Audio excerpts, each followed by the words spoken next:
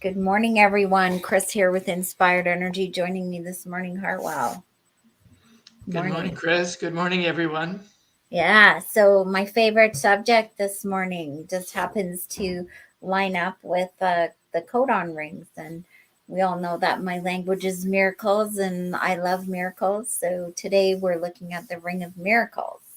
So, can you tell us about the Ring of Miracle? What's the significance of it? Okay, let's start there.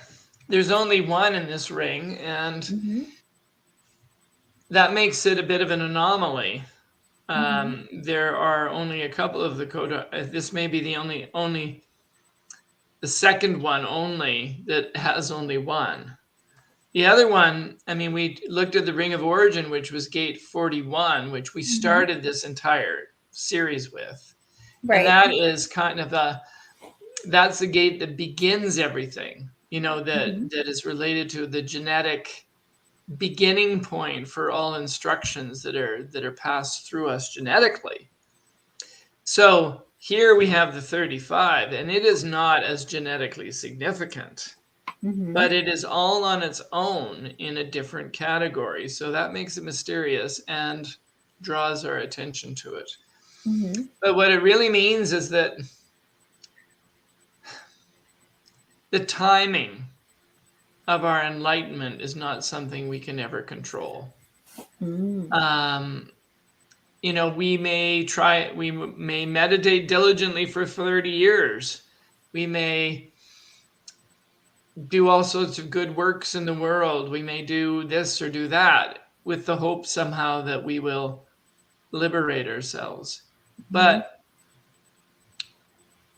the only, the Ring of Miracles is related to the idea that there's only one way that we can really affect our DNA, Mm-hmm. and that is by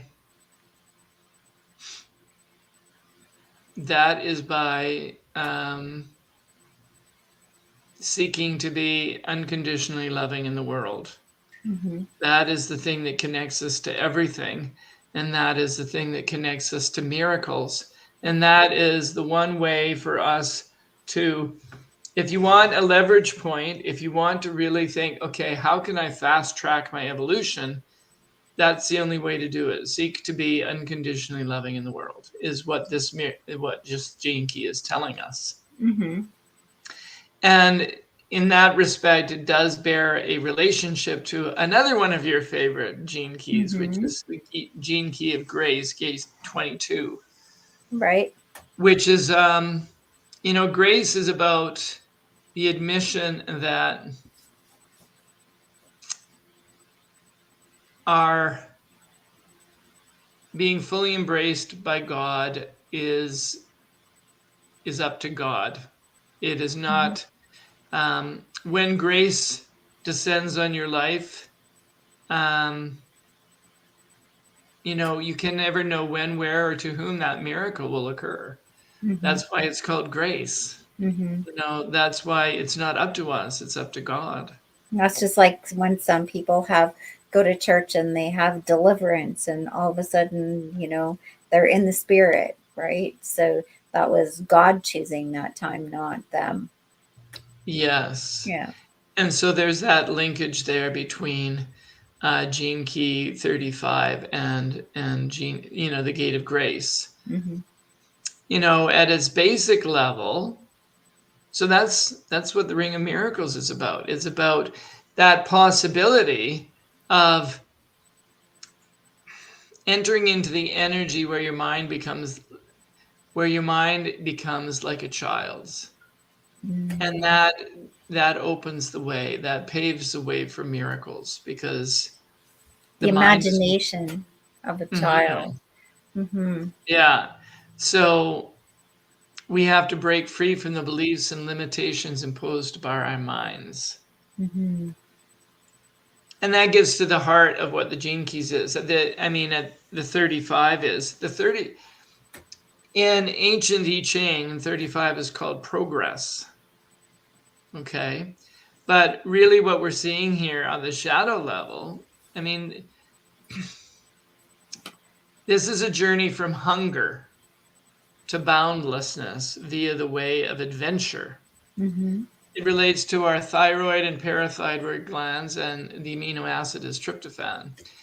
So on the shadow level, we've got hunger. Mm-hmm. Hunger is a built-in energy that drives all human progress. Mm-hmm. But the thing is, at the shadow level, at the level of fear, our attention is focused on outward progress. And that is why we seek to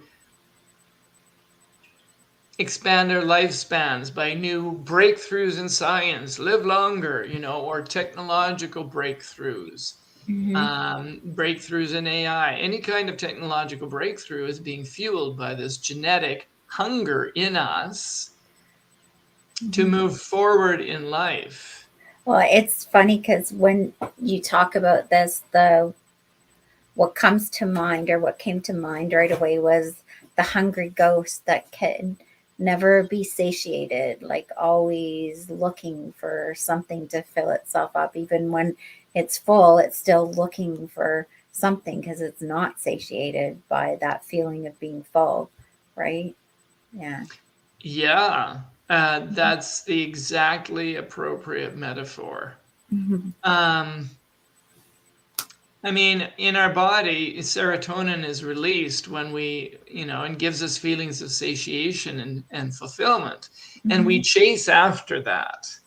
We chase after it. But just as Mm-hmm. you said just now, even at the point of being full, we know that we're going to start to feel empty again. Mm-hmm. Even when we're at that point of complete fullness, we already know, okay, this won't last. Yeah, that's what I was just gonna say. This isn't gonna last. Yeah. This isn't a forever thing. Yeah. Mm-hmm. So, so then this fuels the cycles of addiction. Mm. We get full, and then we empty, and we seek to fill ourselves again. Or, you know, um, or we enter into a cycle of blaming outer reality. Oh, that relationship didn't fill me. That relationship didn't satisfy me. I better look for a different relationship, look for a Like different job, look for a different car, look for a different house. the grass is always greener on the other side. Yeah, exactly. Yeah, and so get this trapped in this cycle. Mm-hmm. And I love how Richard Rudd puts this, but he says the only way to redress this chemical imbalance is to make the leap out of the shadow frequency altogether. Mm-hmm. And reading a passage from him, he says, you must enter so deeply into your genetic craving that you break its power over you. You cannot discipline yourself out of this problem. Oh, I need to read that again. For me, I need to read that again. You can't discipline yourself out of this problem. You have to dive right into it. In effect, you have to come to realize that whether you starve yourself or stuff yourself, you are never going to solve the problem. As you turn to face your humanity and your hunger, you will see how helplessly you are held hostage by it. You will see how it subtly drives all your actions in the world. Only when you see how trapped you are by this chemistry does a new sense of freedom begin to rise up within Mm-hmm. you.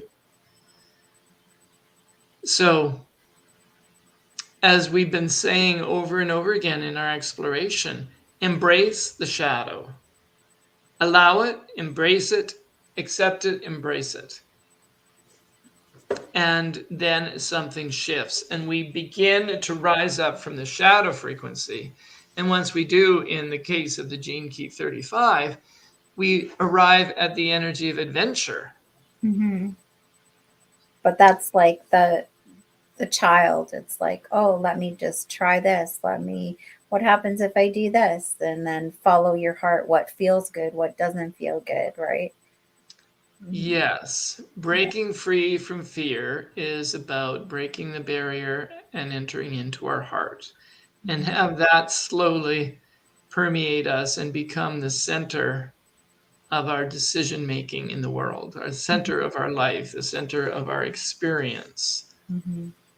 And Richard says that as we do this, as we learn to see what we're really going through right now is a transformation in society where we will eventually not be prey to the shadow frequencies Mm-hmm. collectively at all.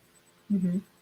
And so at this level, once we pay attention to the heart, Mm-hmm. then our focus of how we want to progress shifts from the outer world to our inner world. Mm-hmm. And so we look for ways to explore and progress on the inner planes rather than externally. That's when true evolution begins. Mm-hmm.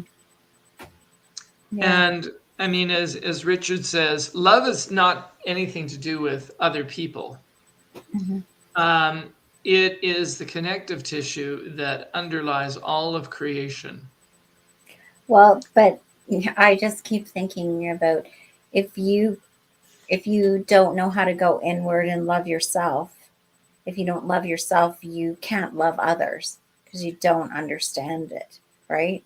So I think that that's what most people deal with is learning to love themselves and being able to do it in a way that is healthy and doesn't, cause havoc for other people. Like, how do I, live my authentic self and love myself, but be a good member of community?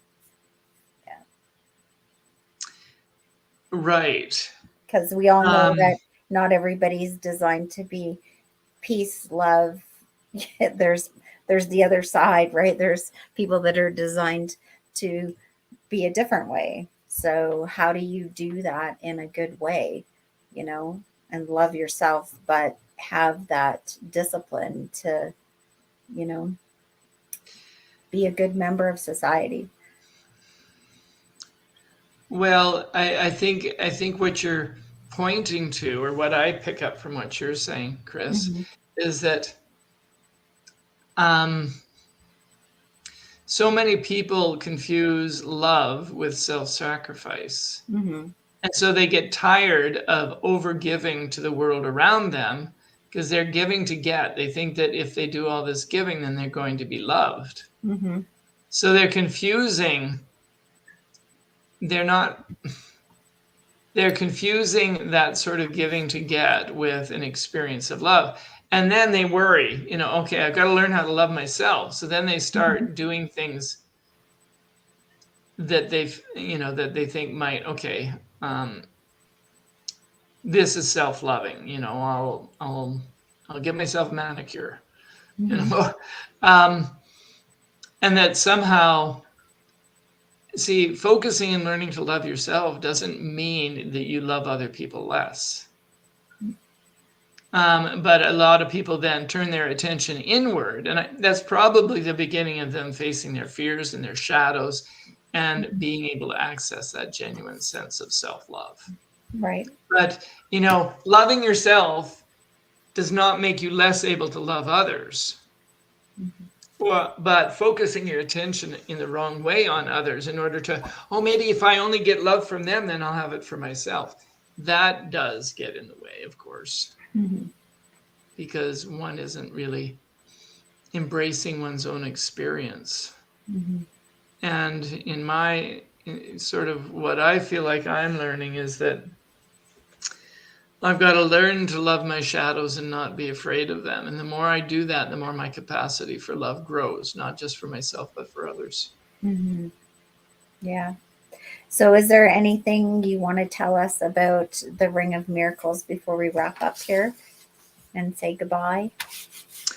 Well, we didn't talk about boundlessness, which is the Hmm. city. Hmm. Boundlessness is about breaking all genetic laws. I mean, that's what love does. Hmm. Um, so it's kind of like the 35 is that waiting. is the possibility of something switching on. And if there is one possible way of shortcutting your evolution, Mm-hmm. the only possible shortcut is by cultivating unconditional love. Because true adventure is based on the heart. True adventure is based on love. Mm-hmm. And that's the only potential way of speeding up your genetic evolution, is by cultivating unconditional love. And then that may potentially open you up to boundlessness. Mm-hmm. Just the word invites us into a higher frequency space. Mm-hmm. Um, beyond bounds, boundless. I think of the sky, when you're Mm-hmm. flying in an airplane, on a cloud, on a cloudless day. Mm-hmm. It's that sense of incredible expansion. So that is our journey with the 35th gene key. Okay. From hunger to boundlessness by way of engaging in the adventure of following where your heart leads.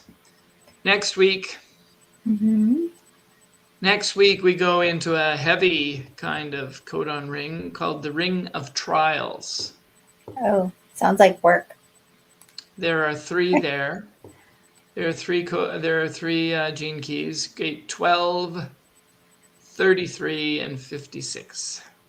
Okay. Well, we'll look forward to diving in and doing the work next week.